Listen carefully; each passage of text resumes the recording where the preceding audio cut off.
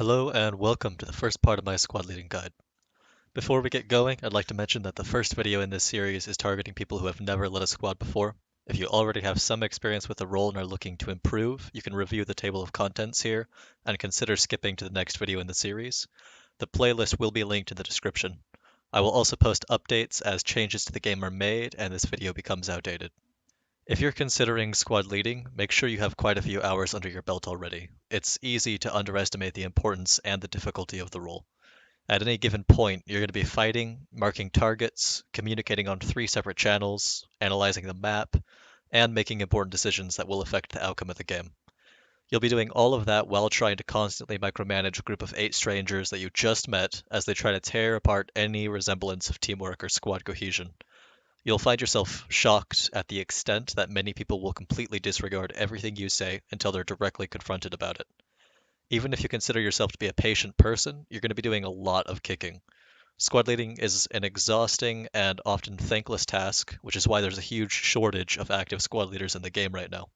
There is just no time to be learning the basics of the game while trying to take on this challenge. I like to break down the roles of the squad leader into 3 main categories. This video is going to brush up on the most important aspects of each role and then provide a step-by-step tutorial of how I'd recommend running your first squad. This category involves understanding game mechanics, game modes, communicating with other squad leaders to get an idea of the match as a whole, and simply having some experience observing common trends in games that you win and games that you lose. I consider this to easily be the most important role of the squad leader, which is something that many new players to the role miss entirely. Having a solid understanding of these things will give you confidence in knowing where your squad should be at any given time.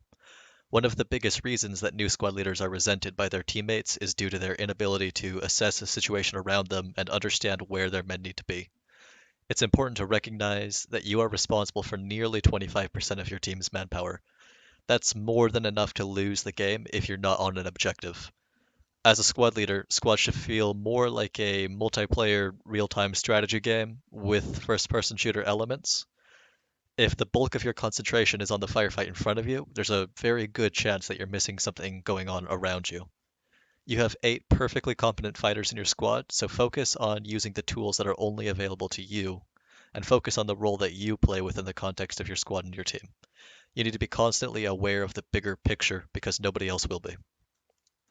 Because it's the most common game mode, this guide is going to be focusing heavily on Advanced and Secure, or AAS, as well as its variants. All information here is relevant to V12.2.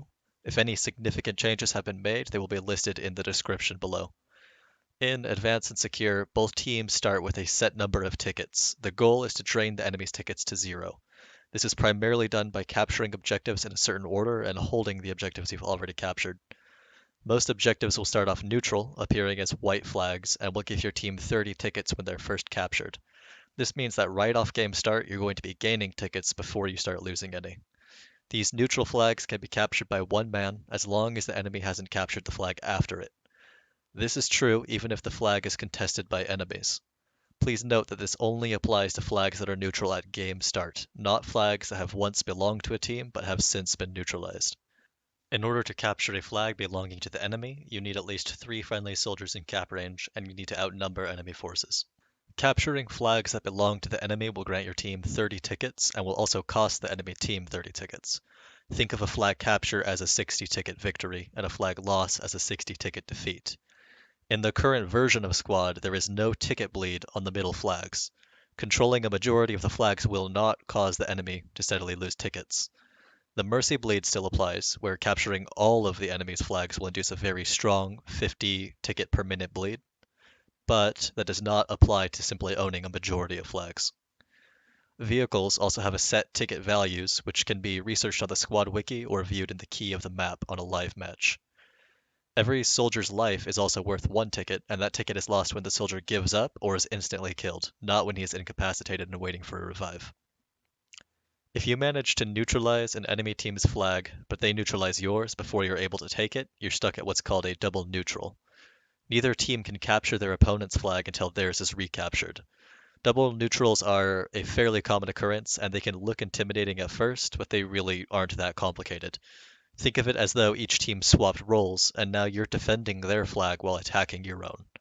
In most situations, the squads that neutralized the enemy's flag will hold it and make sure the enemy doesn't take it back, while the squads that were pushed off of your team's flag will regroup and make another attack. This isn't always the case though, and sometimes squads will break off to assist the other flag if necessary.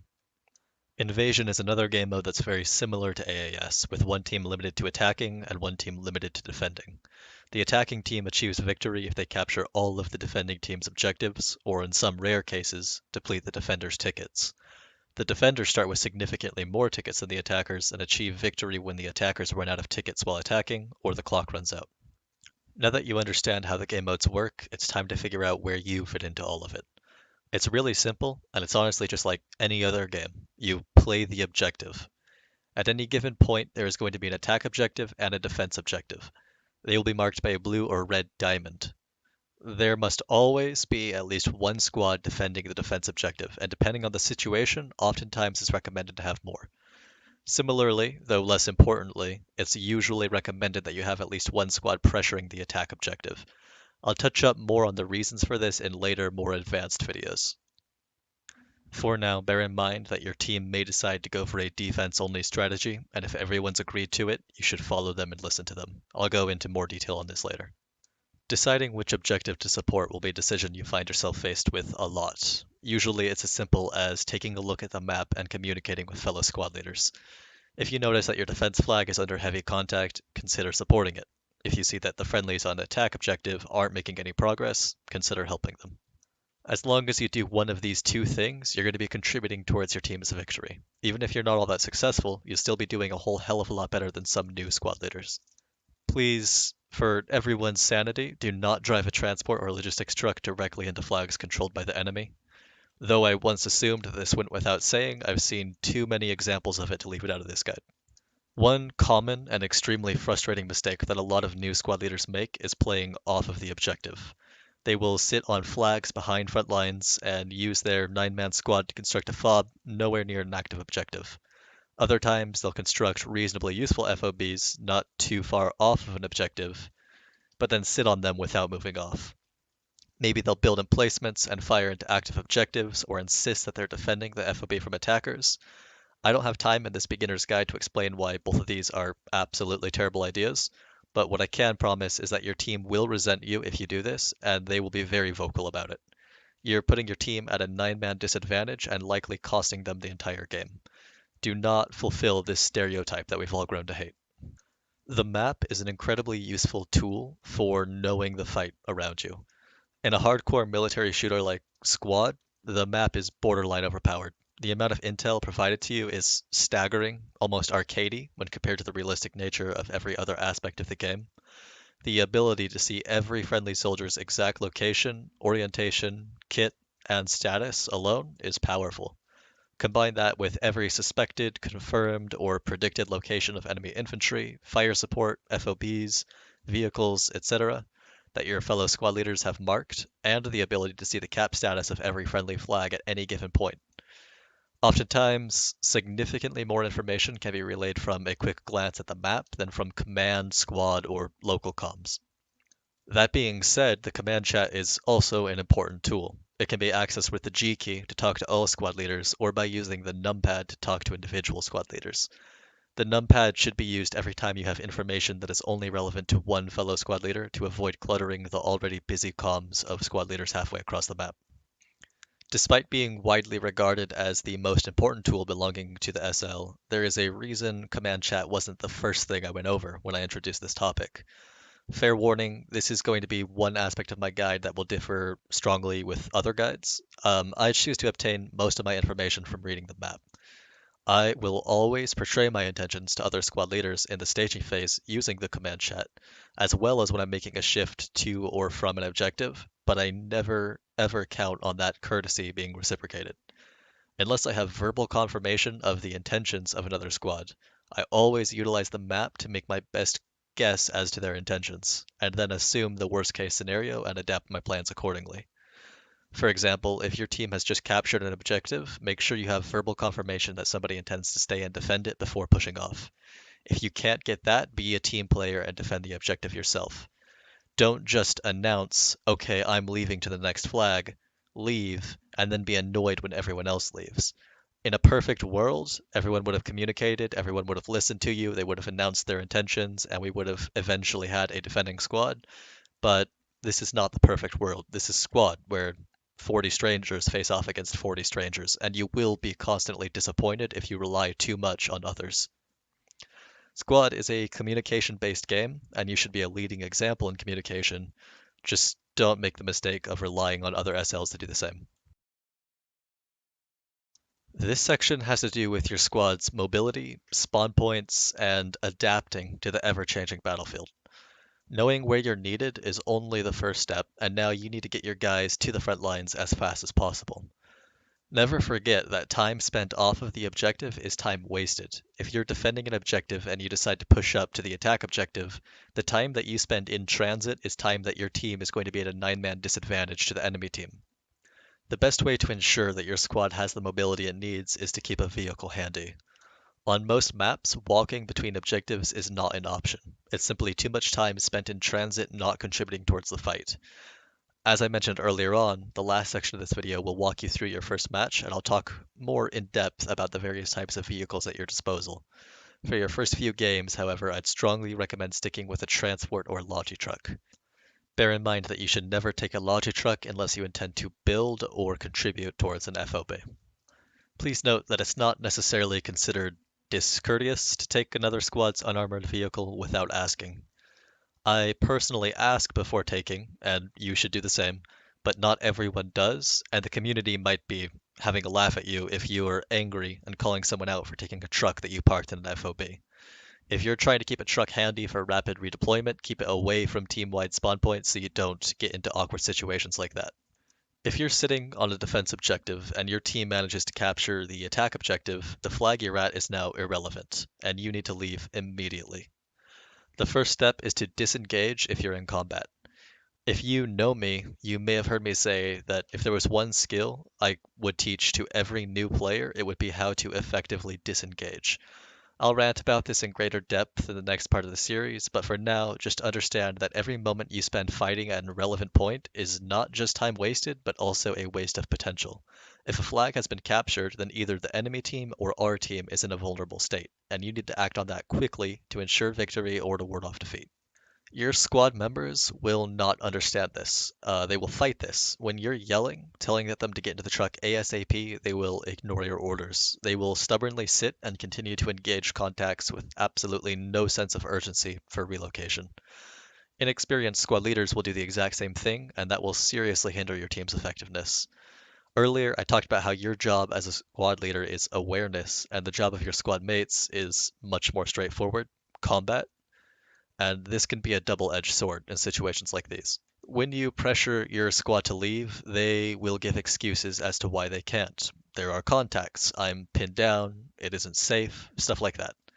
The most effective way that I've found to deal with situations like these is to convince them that death is preferable to remaining stagnant. Never stop talking, never stop calling their names. Mention that every enemy left behind is an enemy out of position, not playing the objective. Tell them that killing them is honestly hurting our team by likely providing them the ability to respawn somewhere relevant. Leaving an enemy squad on an outdated objective rather than wiping them is often favorable. They'll be sitting around until they can get a ride or begin the long march, putting them out of action for a significant portion of time. Remind your squad members that even if they stand up to leave and get shot in the back, the same theory applies. A dead friendly soldier out of position is more valuable than a living friendly soldier out of position. Now he has the ability to either spawn at the next objective if a hab has already been constructed, or spawn at a rally point you'll place at your new destination. Death isn't always a bad thing in squad. As funny as it may sound, sometimes you have to look at it as trading one ticket for the ability to teleport. This is just one example of many of how squad differs from real combat, and a lot of people who rely too much on real doctrine and real tactics will fail in squad because of it. If you find yourself in a situation where you have no means of transportation and you're stuck far from the objective, hopefully you'll start to feel a little bit of panic. You'll be self-conscious, awkward, and you'll be trying to piece together something quickly. Your squad mates will be looking to you for answers. Your fellow squad leaders will be wondering why the hell you're not there helping them. Do not ignore that feeling. Don't make excuses for yourself. Every moment that you spend away from the objective should have you feeling anxious. This will shape you into a better squad leader and keep you thinking several steps ahead in the future to avoid situations like these. In later, more advanced guides, I'll talk about the importance and give tips regarding planning transportation several steps ahead.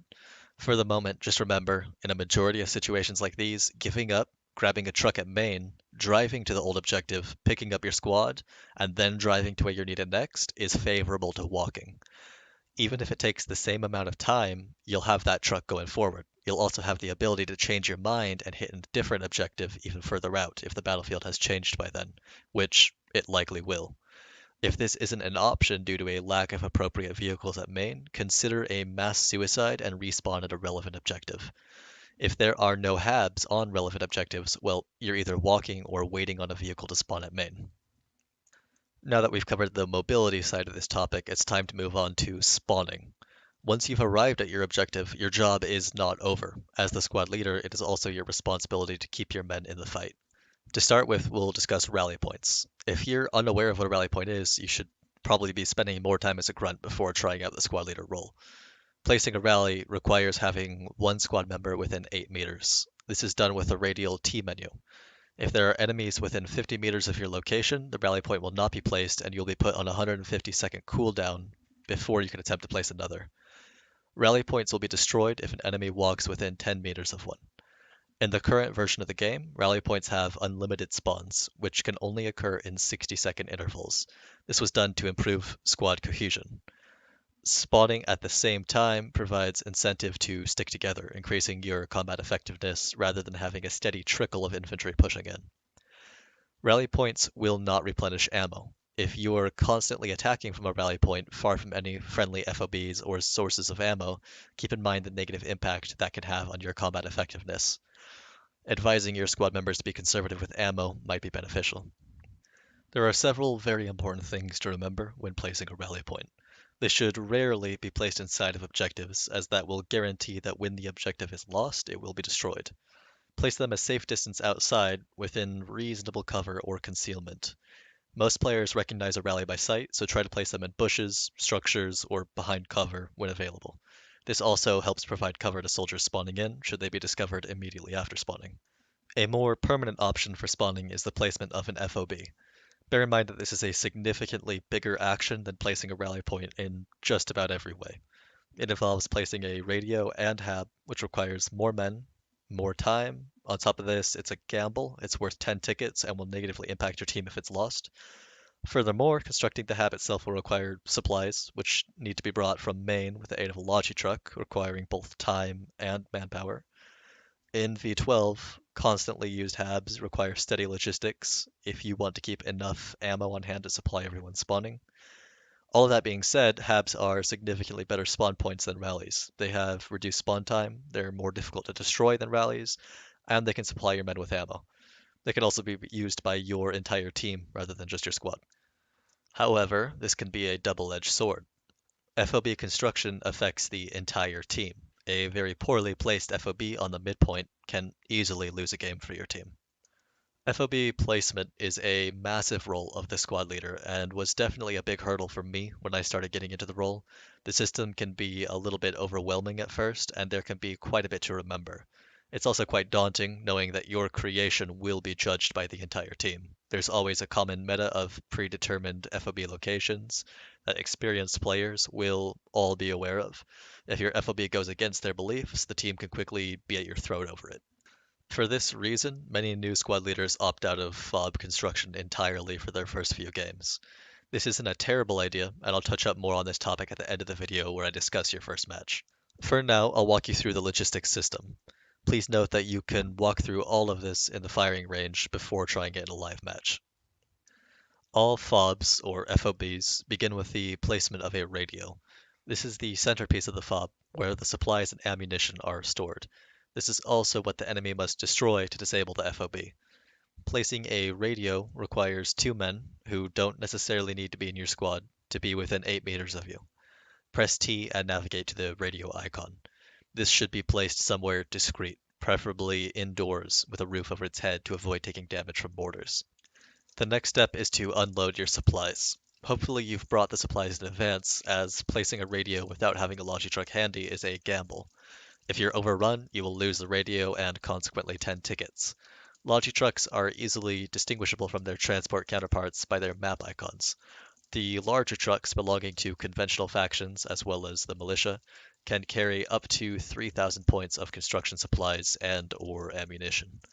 Logi techies are available to the insurgents and militia and carry 14,000 points. In order to transfer supplies from the truck to the radio, the truck needs to be within a certain radius of the radio. You can toggle this icon on the map to display that radius, as well as the 300-meter limit in which other radios can't be placed. Dumping supplies is as simple as selecting ammo or construction, similar to how you'd select a weapon with the mouse wheel or 1 and 2, and holding left click to dump. Right click will bring the supplies back into the truck. Once the supplies are dumped, you should immediately build a hab, or hideout for unconventional forces. This is the actual structure that your team will spawn at. This is also done with the T menu. Select Deployables, Tech Structures, Hab. Be careful not to block off the exits to your hab when placing it, as you will not get the supply back if you're forced to remove it. As of V12, spawning on the hab is disabled if 2 enemies are within 30 meters of it. Don't forget to place an ammo crate close to the hab. This is also under the Tech Structures menu in the Deployables section. Without this, your teammates will be unable to access the ammo stored on the radio. Although you might be tempted to build other weapon emplacements, fortifications, and defenses, I wouldn't recommend it. There are many reasons why massive super fobs, as they're commonly known, are oftentimes more likely to hinder the team than to help it. I won't be covering that in this beginner guide, but it will be discussed at very great lengths later on in this series, as it's a very important and somewhat controversial topic. For now, you'll just need to have to take my word when I say that the best defense an FOB can ever have is remaining undetected by the enemy.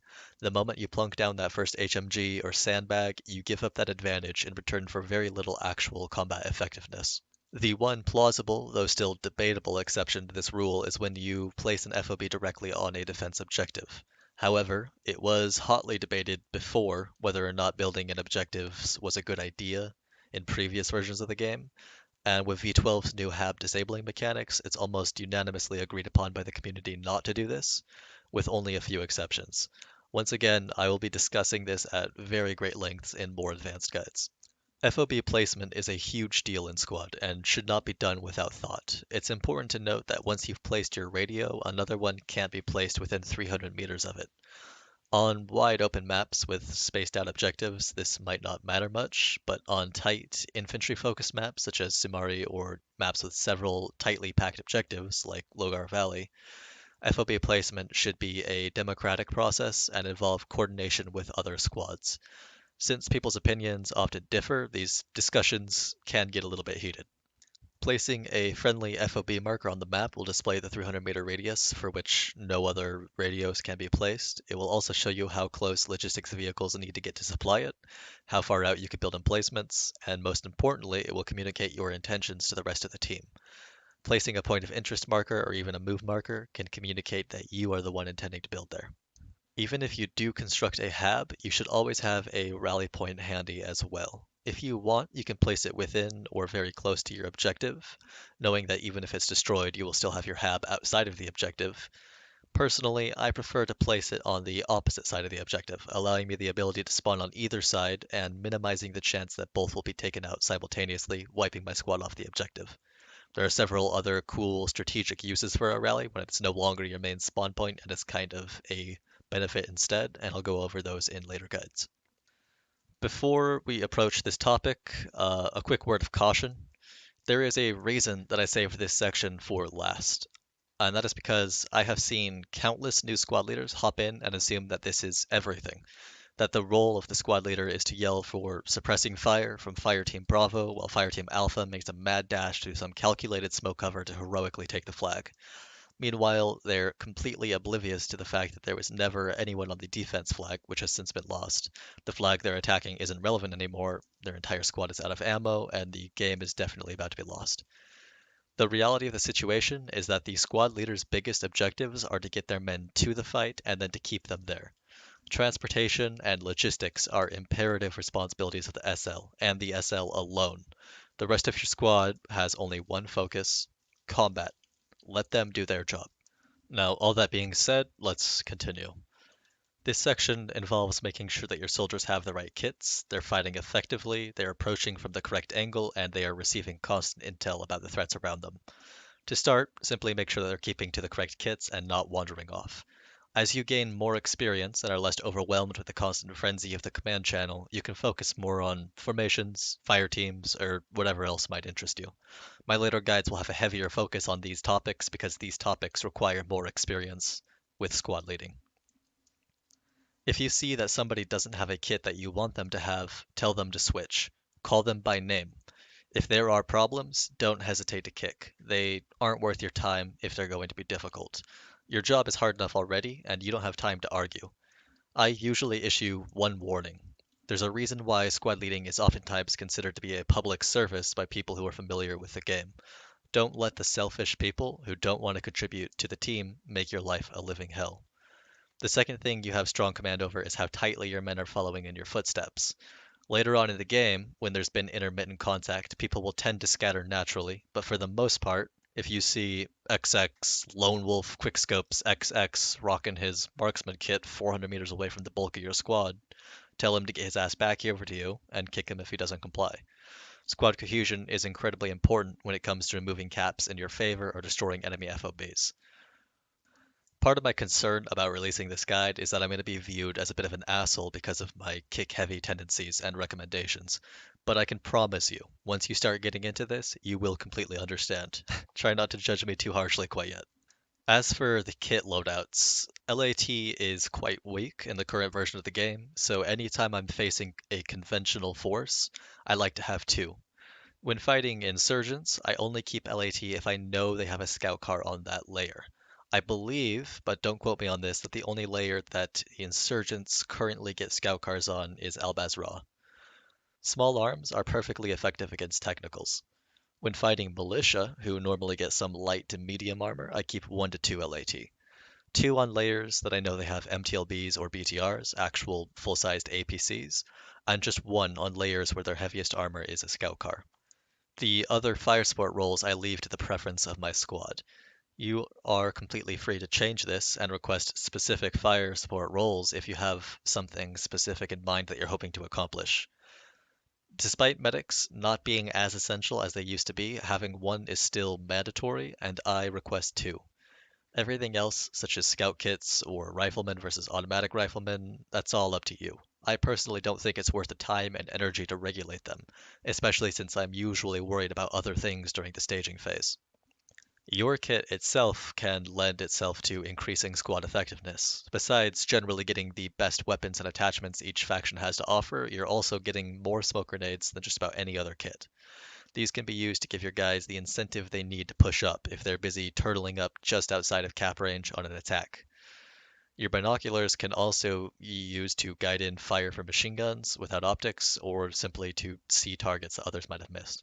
Another massive advantage you have that can increase your squad's effectiveness in a fight is your ability to place markers. This can be done by right-clicking on the map or using the radial T menu while observing a target. This can be used as a makeshift rangefinder, as the range to various orders is displayed on your compass.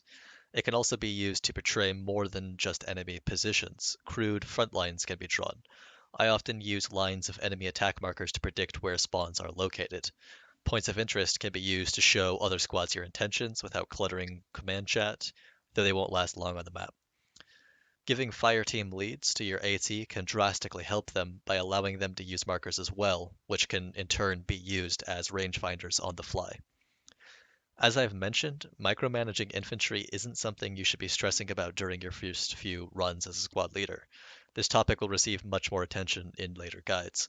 What I will say is that oftentimes the best techniques for increasing your infantry's effectiveness have absolutely nothing to do with real-world tactics, formations, or ideologies. Most of it has to do with psychology, map awareness, and specific game mechanics belonging to squad that don't reflect real-world combat whatsoever. More on all of this later.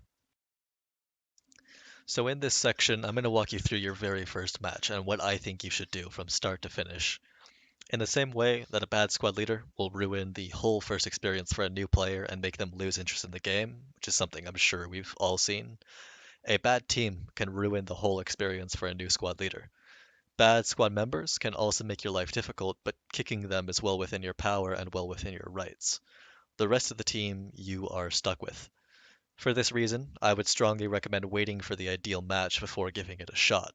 First of all, don't start a squad in an ongoing match. These squads will never reach peak performance, they won't attract the best squad members, and they will give you a negative first impression of squad leading. Instead, wait for a new match to begin. I also wouldn't recommend trying to squad lead for the first time on a team that's being steamrolled, or outside of peak hours for the server you're playing when there will be a lot of foreign players and a major language barrier. Bide your time until you find yourself a reasonably competent team with a fighting chance. I am not an advocate for switching to the winning team. I believe in toughing it out with what you have and trying to turn the tide of battle. That being said, if there's one time I'd forgive it, it would be for someone looking to become a new squad leader for the benefit of the game as a whole and trying to stack the odds in their favor for the first experience.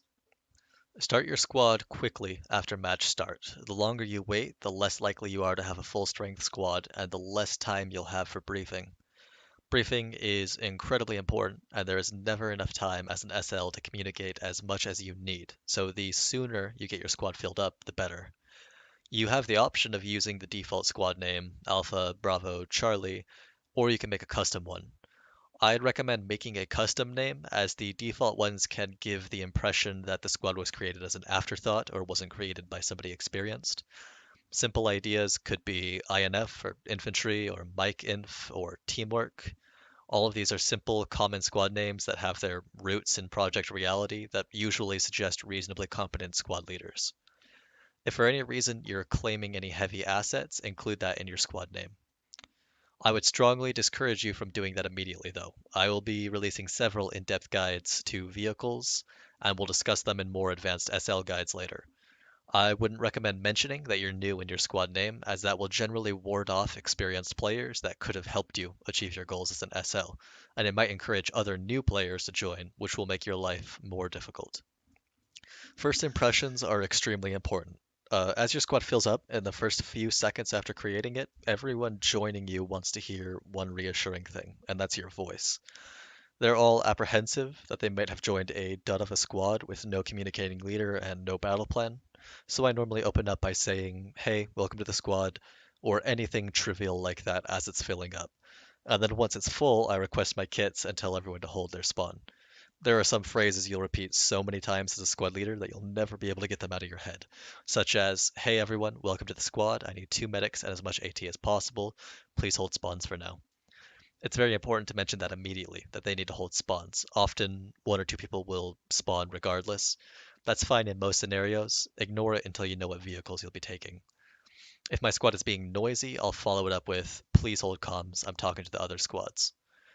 Once you have this routine going and this script in your head, it will be good for you and it'll be good for the people joining your squad because it will show them that to some extent you know what you're doing. You'll have an authoritative beginning speech that suggests you've done this before. An optional step is to perform a mic check. This involves saying everyone's name individually and asking if they have a microphone, kind of like a roll call. It's a common occurrence in Project Reality, and it's been falling out of fashion in Squad since, say, V9, but I'm a strong advocate for it. If you don't have a microphone, Squad is not the game for you. If you're planning on kicking micless players, a common courtesy is to include Mike somewhere in your squad name. That being said, if they're playing a game like Squad without a microphone, there's no doubt they're used to getting the boot. Personally, I try to go for a mic check when I have the time, but sometimes briefing is a little too noisy and I'm not able to. The next part can be tricky because it's dependent on the actions of the other squad leaders. If you've completed the first steps quickly and effectively, you now have the remainder of your staging phase to communicate with the other squads, form a plan, grab your method of transportation, and get going. That's assuming that the other squad leaders have also handled their squads effectively and have cleared comms themselves. Oftentimes they haven't, and for this reason, the staging period isn't always as smooth as a new player might imagine that it is. Fortunately, or perhaps unfortunately, depending on your point of view, with the introduction of V10, Advanced and Secure became a whole lot simpler. In V9, I used to like to have one squad each dedicated to rushing, counter-rushing, backcapping, and establishing some kind of presence on the mid-cap, but currently AAS is nowhere near as complex. In most scenarios, one squad will be dedicated to backcapping and every other squad will rush the middle flag. I would recommend being the squad to volunteer to backcap for your first few matches for a few reasons. First of all, it's good practice for communication, coordination, and commanding some level of authority within your squad. It'll allow you to familiarize yourself with giving orders, multitasking, and discipline should somebody decide not to obey your orders, all without adding the complication of combat, at least not for the first couple of minutes. The second reason is that you won't have to compete with other squad leaders during staging. Nobody really wants to back up, so you will be able to say definitively and with some authority in command chat, I will be taking care of the backcaps, everybody else push up to the midpoint. This may even help your team win, as it doesn't leave much room for negotiation, and with V10 changing advanced and secure mechanics, the win often goes to the team that stacks the most players in the middle as quickly as possible. The third reason is that you're doing a service for the rest of the guys. You're not as experienced as them, so you're taking the easiest and arguably most boring task while you let them handle the more pressing early game stuff. You can join them shortly, but you're taking the backseat for now. Once you've communicated with other SLs to the best of your ability, it's time to grab your method of transportation. It's absolutely imperative that you remember that each vehicle has a ticket value that will be lost if it's destroyed. Most new squad leaders are flustered and overwhelmed in the staging period. It's not uncommon for me to see new squad leaders let all of their men spawn in and just pick whatever vehicles they want as an afterthought because they haven't thought through that process yet. They'll just say, yeah, just grab the Jeep thing and one of those trucks, I guess, and follow me. Don't do that. You should always be looking ahead at your objectives and choosing the most effective vehicle for your purposes, while also considering the rest of your team. For now, leave all of the heavy assets behind. Although they look shiny and fun, they have ticket penalties if you lose them, totaling more than a squad wipe. Even after over 1,000 hours squad leading, myself, I almost never take anything more expensive than a transport or logi truck, unless I'm running a squad dedicated to that vehicle, such as an IFE squad or mechanized infantry.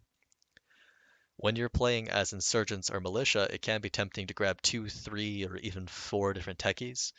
Don't forget that every vehicle you're grabbing is a vehicle that will no longer be sitting at main waiting for a squad leader used to set panic rallies if FOBs start getting overrun. Take as few as possible. Since you're likely going through the backcaps, a transport truck should do the job just fine. Drive past every neutral flag, in order, and call someone out to drop at each one. Make sure you pick people with expendable kits to drop off, as you don't want to leave your medics or anti-tank behind. If people give you trouble, don't take their shit. Sometimes players have to sacrifice a little for the sake of the team. Don't forget that you need to call them by name or you will not get replies. If you leave it open-ended and you say, hey, is there anyone who will volunteer to drop off at the first objective? You're just wasting time. Democracy is nice, but it's incredibly inefficient. Don't forget that rushing still exists, even though it's not as effective as it used to be in previous versions of the game. Some flags will occasionally require more than one man to back-up in case they are rushed by an enemy squad. If this happens, be sure to really drill into everyone's head that they do not need to be fighting, just hiding. As I said earlier in this guide, one man can back-up a flag even if it's contested by half of the enemy team, if he's sneaky enough and a little bit lucky. If you're worried about this due to the layout of the map, drop off a couple of extras. Maybe place a rally point just in case other people need to spawn there later. If it's a flag that the enemy can beat you to, drop the rally on the outskirts and send in a reasonable force to capture it. If they take contact after you've left, drive back and support from a new angle. If you're wiped off the flag, quickly, emphasis on quickly, inform your team so that they are aware of the holdup and work to resolve it. You don't want them to be making decisions on the front line under the assumption that our backcaps are going smoothly, only to have it revealed to them that you were wiped off of it and you never told them. That will frustrate the hell out of them. This is an interesting mentality I've seen with some new players who start backcapping that should definitely be avoided. Do not wait around to capture a flag before moving on to the next one. Drop off the appropriate number of men, which should normally just be one, at each flag, and then continue onward as quickly as possible. It kinda baffles me when I see people drive a 9-man infantry squad to the first objective, everyone dismounts, and then they wait to capture it. Not only is that a waste of manpower, but it's incredibly inefficient because all of that time that they'll be spending in transit to the next flag is time that that next flag is not being captured. Once you've dropped everyone off, analyze the map and determine where you're needed. It will most likely be at the midpoint. However, if your team is doing incredibly well there, consider pushing ahead to the next objective. If they're being absolutely destroyed, you might want to go to your new defense point.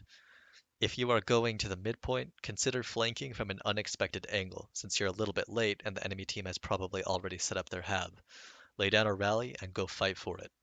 You have the option of assigning somebody to pick up your backcappers with a truck, doing it yourself, or just asking the backcappers to respawn or walk forward. If not many people are mentioning taking lodges, or you notice that there's a significant number of them that have been left behind at the base, consider taking one. You're inevitably going to end up at the midpoint, and you can always just dump your supplies on the fob being set up there. If nobody set anything up, well, it's your time to shine. You may be inexperienced, but clearly nobody is taking the initiative to fob the midpoint, which is an essential task that needs done in the game. So place the best FOB you can and learn from the experience if it's quickly taken down. I would like to quickly address another interesting mentality that I've seen among some new squad leaders. Some people have this perception that it's best to send a full squad to each of the objectives around the center of the map. If, per se, I've announced that I'm going to this flag here, another squad announces that they're handling this flag, and then a third squad leader is moving up to set up on this flag. I've seen situations where new squad leaders are confused as to what they should be doing. I've had one jokingly tell me to leave something for them to do. This is a bit of a weird misconception. Don't forget that the action will inevitably condense down to the midpoint, assuming that the backcaps flow smoothly for both sides. The standard strategy in public games is to shove as much manpower as possible into the midpoint as quickly as possible, while having as few men as possible backcapping. Don't be afraid to double down on objectives. Just because my squad is going to be at the midpoint doesn't mean that you shouldn't be. We're likely going to meet 3 enemy squads there. Once you've finished backcapping and moved to where you need to be, simply play as the guide has instructed. As the battlefield changes, use the map and command chat to determine where you're needed.